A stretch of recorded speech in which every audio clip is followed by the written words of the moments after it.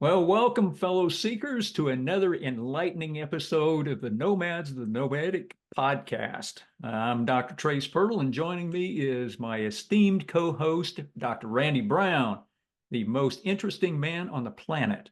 And together, we journey into consciousness, philosophy, psychology, and all of the wonders of the wandering mind. So let's jump into episode number 4 of the Nomads of the Noetic. And Randy, I think today we're talking about ethical behavior in the world today. Is that right? That's right. All right. So we'll let's jump into that a little bit. My first question, everybody talks about ethics and morals and laws and all of this good stuff, to the point where it almost becomes a little bit hackneyed. It's a little overused. And so, if we just break the thing down into its component parts and we just ask the question, what is ethical behavior? Is ethics or ethical behavior something that's become relative, like, just about everything else today? Like truth is relative, it's all your truth. Is ethics the same way? It's an interesting question, Trace. I think sometimes I do view it like you just said, that I view it sometimes like it's relative to me, because I think in practice I have to rely on whatever ethical standards I've developed or that I've put into practice or I hold dear or that are ingrained in me, however you want to put that. So, yeah, in a way, I see it as relative, but somehow I think, or I want to believe, that my standards are anchored in some kind of truth or some kind of, well, I think anchored was the right word. Yeah. Because I think about it in that sense, or even that imagery of an anchor, Hmm. Hmm. being lodged in the bed of a sea to hold something steady, Right. lodged deep into the sand and hopefully up against heavier rocks, Yeah. something unmovable. uh, but so your question's interesting because it causes me to think about, is it relative? To me, it is relative to me, but hopefully it's anchored in something that's true. Yeah. Yeah. For me, it's, we use, sometimes we'll use ethics and morals interchangeably. But Yeah. really, when I've stopped to think about that, to me, I see them as very different. And, like, for example, morals are something that are deeply personal. And I think for me, the morals, probably even more so than the ethics, would reflect what you're talking about in terms of the anchor being a good metaphor. Because, it's stuff that we hold, some deeply held beliefs. And we know that, sometimes those deeply held beliefs come from family, from our formative years. It could come from religious, faith traditions. But it's sort of that moral compass that lets us, that creates the anchor for us. I almost think of ethics as being more like the framework, the guidelines that we use in our professions. So, like with counseling, we had the American Counseling Association Code of Ethics and Standards of Practice. And for me, over the 35 years, I saw just how you know how changeable they really were. What used to be ethical isn't, and vice versa. So I've really seen, how ethical conduct, professional ethical conduct has really changed over the years. But my morals, they haven't really changed that much. I like that distinction because, in a way, it's you described for me exactly what I think about the difference between theology and belief. Right. Because theology is a framework, and belief is something that's far deeper and much more solid. So I like the analogy, and I do agree with that. Another way that ethics um, are different and do change is they do change among professions. Yes. And I do think like you said, the pace of change within a profession creates a rapid change in the ethics that are applied. Yeah. So I think that sometimes that's plays a part in it. Um, but I think that we're driving towards something that's maybe deeper than just that. Yeah.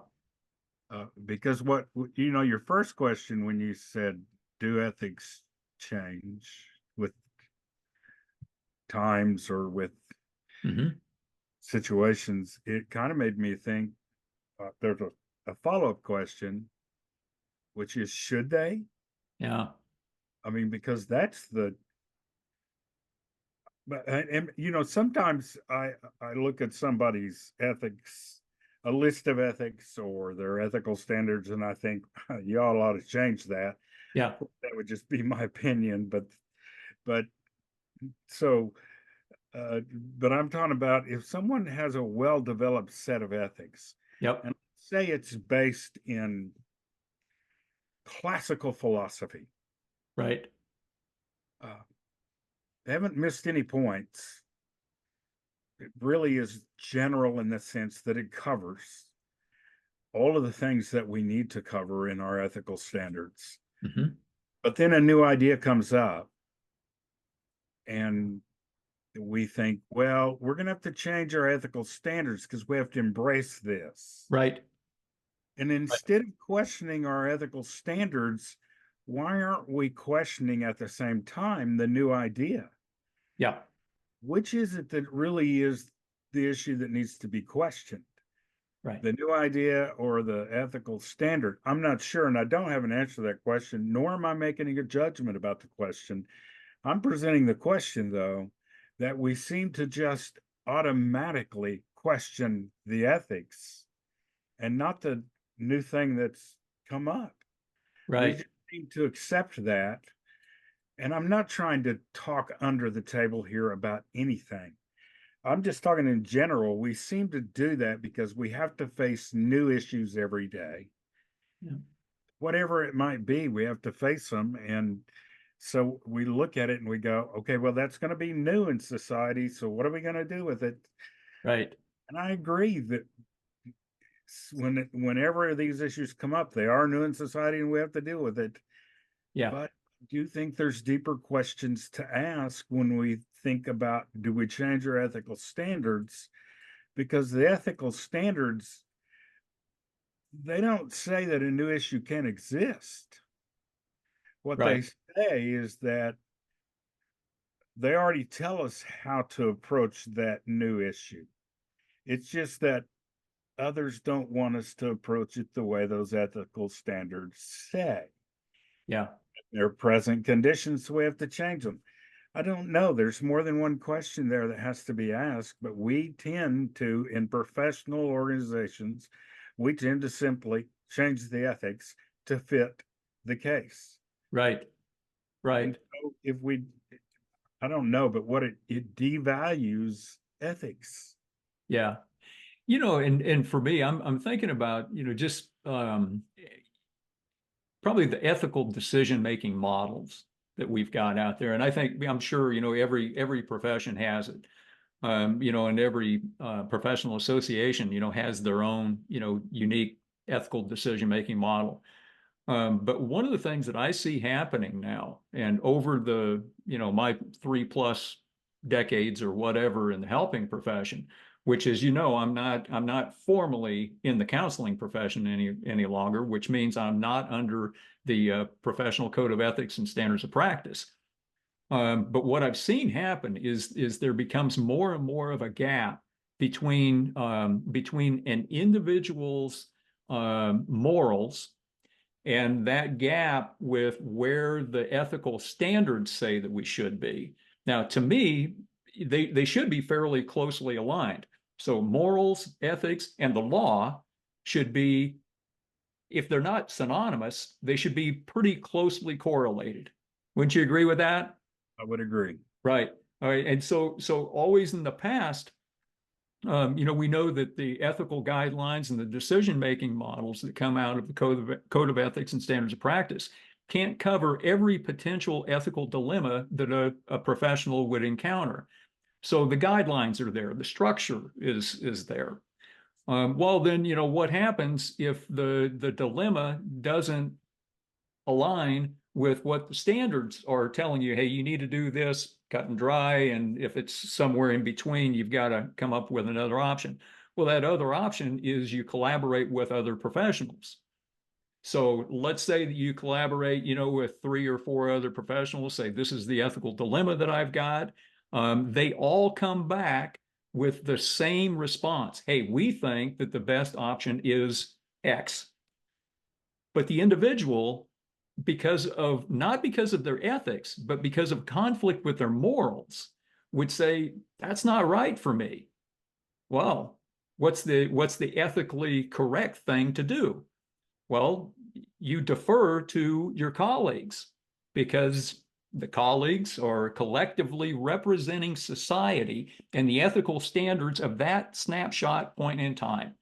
And what happens if the professional doesn't follow along with that, regardless of whether it matches with their moral compass or not?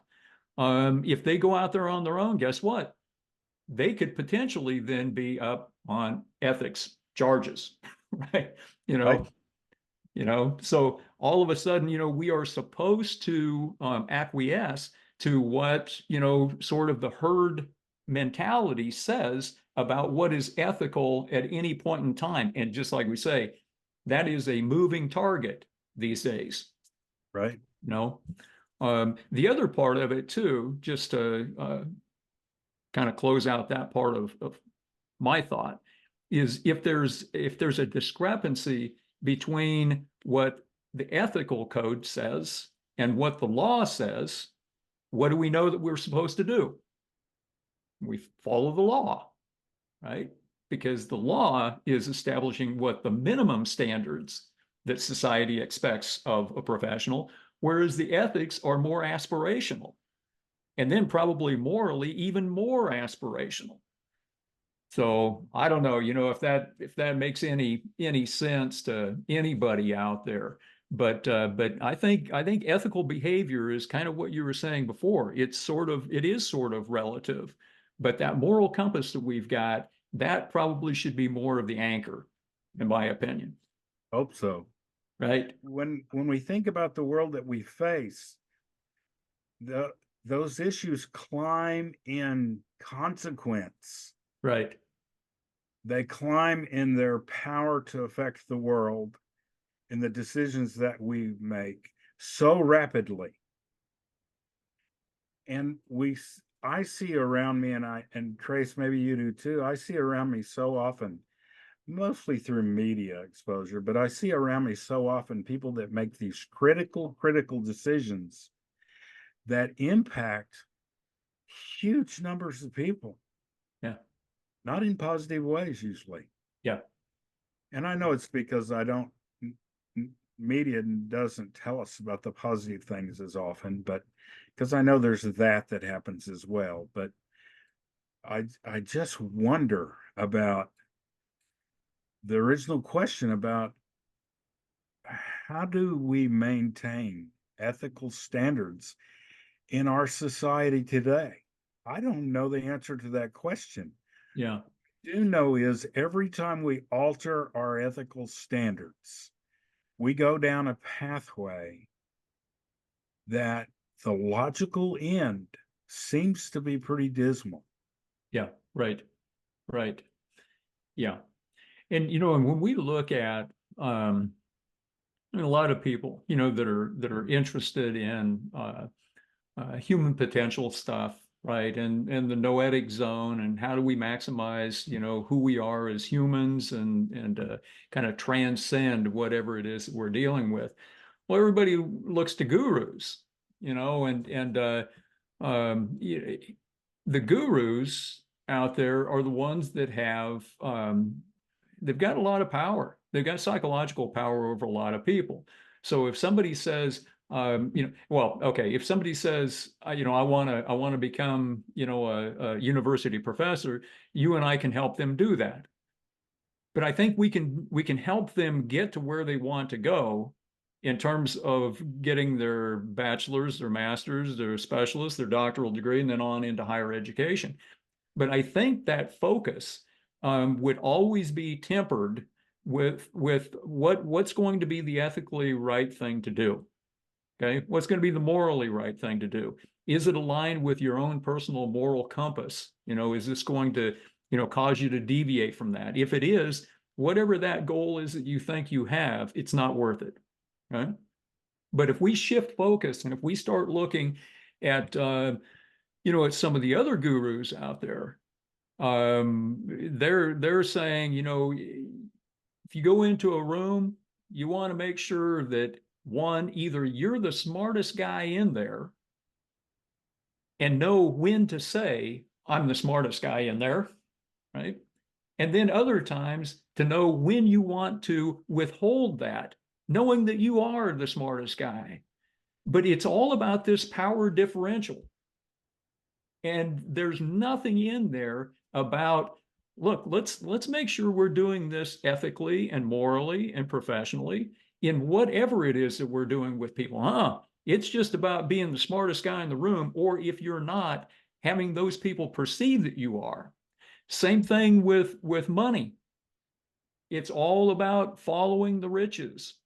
Don't get me wrong, there's nothing wrong with a person being prosperity minded. I got over that a long time ago. Right?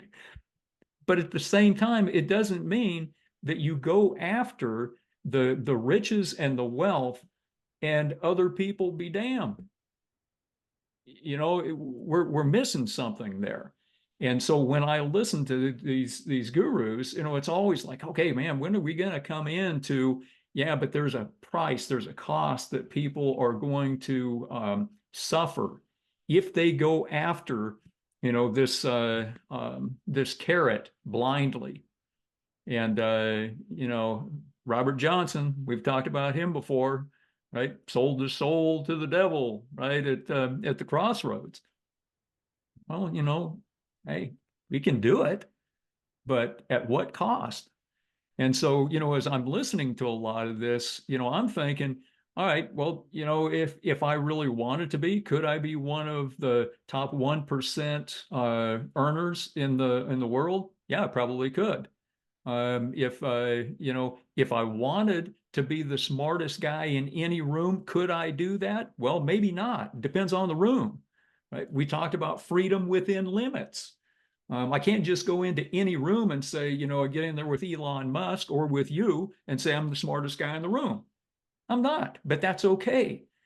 But what I would like to do is to be able to go into any room, no matter who's in there, and be able to look in the mirror and say, I may not be the smartest guy in this room. I may not be the wealthiest guy in this room, but there's no one in here who has higher morals, more ethical integrity than me. I want to be able to do that. That to me is an aspirational goal, much more so than the gold and the riches and the power and prestige from intellect. What do you think about that? Do you agree with that, You know what, Trace? I was or thinking, am I wrong? Maybe it is about the money. yeah, it is. No, it's, Right. I was thinking while you were talking about that I agree with you, by the way. There's nothing wrong with somebody who wants to make money. Right. I think there's something wrong with someone who only wants to make money, Yeah. because that's not the stuff of life. Yep. But I never fault people for. I really don't. I enjoy the conversations with people who are innovative and really know how to put a plan together and Yeah. stick to it. Right. But what I've noticed about people that I consider to be very successful is that they are faithful to the small things Right. about morals, Agreed. about ethics, even the things when no one's watching. Yep. Especially, right? Yes. So, it's that's what counts. Mhm. It's it's like those daily little things are like little battles. They're never the war. They're just the little battles. It's that day after day interaction. That's when you win. Yeah. Is when you keep showing up and keep practicing what you are anchored to. Yeah. That's when you win it. Right. When you don't forget along that pathway that you're anchored to kindness, Hmm. that you're anchored to giving, Hmm. that you're anchored to thinking and doing something for less fortunate around you, that you're anchored to speaking truth Yeah. in kindness. I mean, when you remember those little things that are important about your moral standards and your Yeah. ethical behavior, I actually think that the possibilities are enormous. Right. And in fact, I think that we could find the possibilities are quite easy. It's the little things that are hard. Yeah. It's not really the big things that get that hard because the little things put you within that practice framework that when you continue to do something, all you have to do is apply that mindset to whatever that goal is you set Yeah. in education or training Yep. or building a business. You apply that same kind of mindset that you apply to your moral standards and ethics and practice it continually Hmm. without fail. And then it just builds on itself. Yeah. And it actually it's kind of like habits. It doesn't take long to build a habit. Right. I forget what the research says, but it's not more than 20 days. Yeah. Right. Within 3 weeks. And then you're Yep. like, Not 3 weeks, month. and then it's easy to Yep. continue. So if you start that practice and anchor it in those things that are good, Yeah. uh, Yeah. it becomes habit. It becomes habit, but it's still anchored in that thought and it's still anchored in your positive thought. And so it just becomes easy. And then you can do that practice wherever it is you want to take it. But I think you're right about, about looking for someone to help you. I think what we all need more is help with that little stuff. Hmm. Let's clear that pathway because I see that pathway as a big runway. And what happens is we get it cluttered up. And so about the only thing I can get down that runway is a bicycle. Right. And I can't Yeah. take off. Yep. When I'm on a bike, I just can't go that fast. But boy, if I can clear that runway by keeping those small practices, won't be long before I get that big old jet down that pathway. Yeah. Yeah. Yeah. So that's my thought about what you said. The little things. And maybe what we can do, maybe we could do a follow-up to this, this podcast number 4. So we know that there's value in maintaining our moral compass. We know that there's value in our ethical decision making, whether it's through a professional association or if it's something else a little more loosely, formed. We know that we've got to stay within the law. But once we get that foundational kind of stuff down and we get down to the little things and doing the little things when no one's watching, maybe the next podcast, maybe we could talk about ethical behavior and and how people become successful, not just becoming successful and then forgetting about the ethics and the morals of it, but picking up the things that are most important as we're going along. When it's 5 o'clock in the morning, it doesn't matter whether a person's going out to do a workout at 5 in the morning, or if they're getting up at 5 in the morning to study before the kids are going off to school, because that's when they've got time to do it, because their graduate class is happening at night. It doesn't, or building a business, you're getting up at 4:30 in the morning or 5 o'clock, because, we've got this goal that's out there, the top of the mountain we can see.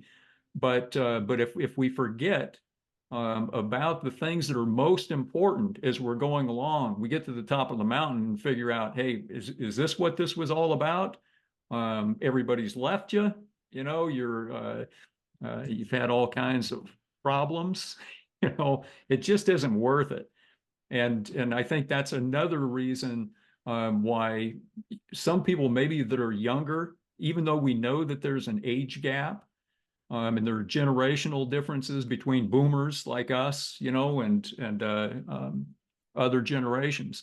They may want to, talk with us a little bit, because at least we've lived long enough and have made enough mistakes in our own lives to be able to help them with, some of the pitfalls, and just helping them with, how they get to the top of their mountain, but Right. doing it in the right way, in the honorable way, an ethical way, where, at this point in their life, when they're in their 60s or their 70s or 80s, whenever it is, they don't have to look back on it with regret and say, I compromised my values, my morals, my ethics, um, no matter how much money they're making at that time or what their net worth is. Yeah. And that's a greater gift. Yeah, agreed. And Agreed. Yeah. So is this a good time, do you think, to stop this time. one and say adios to our friends out there, our fellow nomad seekers, and until next week, we will see you guys later, and hope you're blessed and well, and having a great time with the adventure of life. Blessings. Blessings.